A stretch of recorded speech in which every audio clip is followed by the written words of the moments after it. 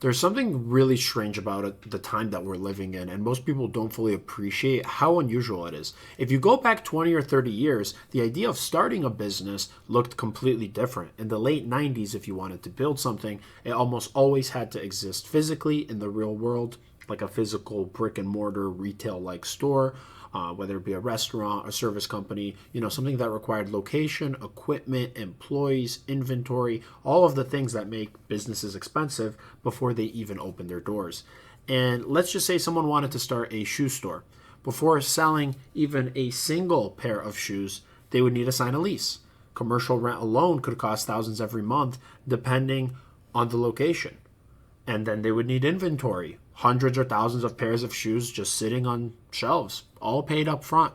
Shelving, display, signage, cash register system, insurance, utilities, everything that goes into running a business.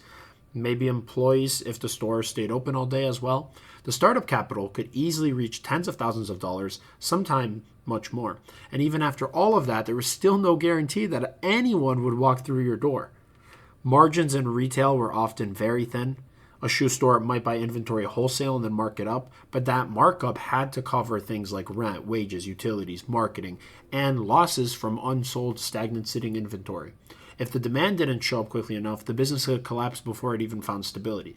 Now, starting something required both money and risk tolerance because failure meant losing real capital. Now, compare that to the environment that we live today in 2026. Someone could start selling products online without owning a store. In many cases, they don't even have to hold inventory. Entire business models exist where products are shipped directly from suppliers to consumers the moment that an order gets placed. Software tools handle things like payment, logistics, marketing, analytics, things that once required entire teams of people.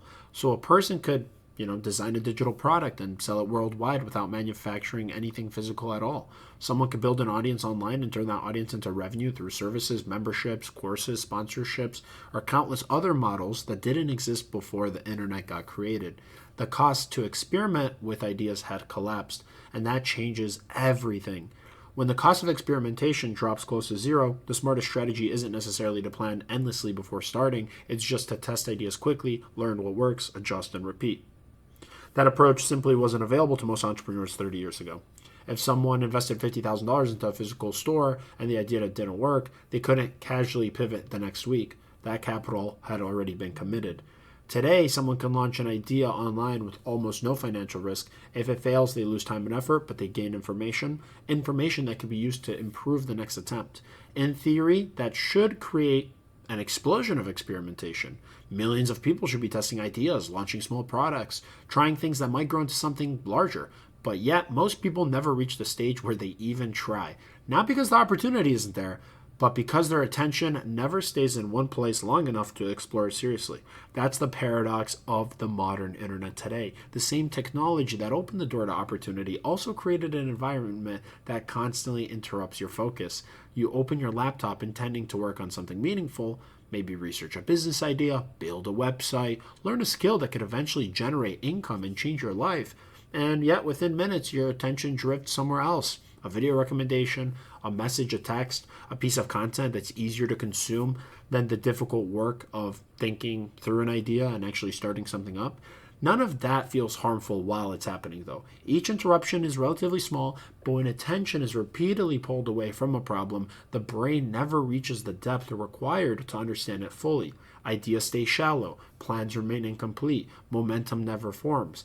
Meanwhile, someone else, someone with no greater intelligence or resources, happens to stay with a similar idea long enough for it to mature. That's when the things start to change. Once your attention stays in one place long enough, something interesting happens, and I need you guys to listen to this carefully. The problem begins revealing its structure. At first, everything will feel confusing. You don't know what customers actually want. You're not sure how the market works. You're just guessing at solutions. But the longer you study the problem, the clearer it becomes. You start noticing patterns. You see why certain businesses succeed while others struggle, and you notice inefficiencies, gaps, things that could be improved. Eventually, those observations turn into ideas. Ideas turn into experiments, and experiments will turn into something real. All in all, what I'm trying to say is the difference between someone who reaches that stage and someone who never does it is it's surprisingly simple. One person protected their attention long enough to think deeply. The others didn't. That's it. The modern world doesn't make that easy. Every platform right now on the internet today aggressively is fighting and competing for attention because attention translates directly into revenue. Algorithms learn what keeps people watching and then deliver endless streams of it. Entertainment has become frictionless, but building something meaningful still requires friction today. It requires the patience during periods where progress is slow. It requires thinking about problems that don't immediately produce answers, and it requires returning to the same challenge repeatedly until the solution becomes clear. That kind of thinking doesn't compete well against, the constant stimulation that we have on our phones today, which is why so many people live with the strange feeling that they should be doing more in their lives while simultaneously feeling unable to focus long enough to actually pursue it. They know opportunity exists, they see other people building things, but the attention required to do the same keeps slipping away. And that is the irony. The irony is that the advantage available today is enormous for anyone who learns to manage that one variable. Focus has become rare, and rare things are valuable. A person who can sit with a problem for hours, learn deeply about a field, experiment consistently, and ignore most of the noise on the outside that surrounds them gains an edge that will just compound like crazy over time. Because while millions of others are consuming information endlessly, they are slowly building understanding. And then understanding leads to better decisions. Better decisions leads to better opportunities. And opportunities lead to the kind of results people often describe as luck. Oh, he must have been so lucky. But it isn't luck. It's sustained attention applied long enough for something meaningful to emerge. That is the quiet advantage hidden inside of the modern world.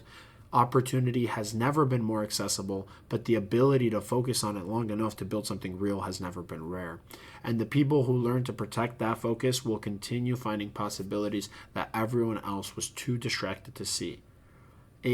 If this kind of thinking, if these video topics, more deep, honest conversations, if it resonates with you, if you're interested in building something and doing something with your life instead of just watching everyone else do it, subscribe and stick around because we have so many more videos coming.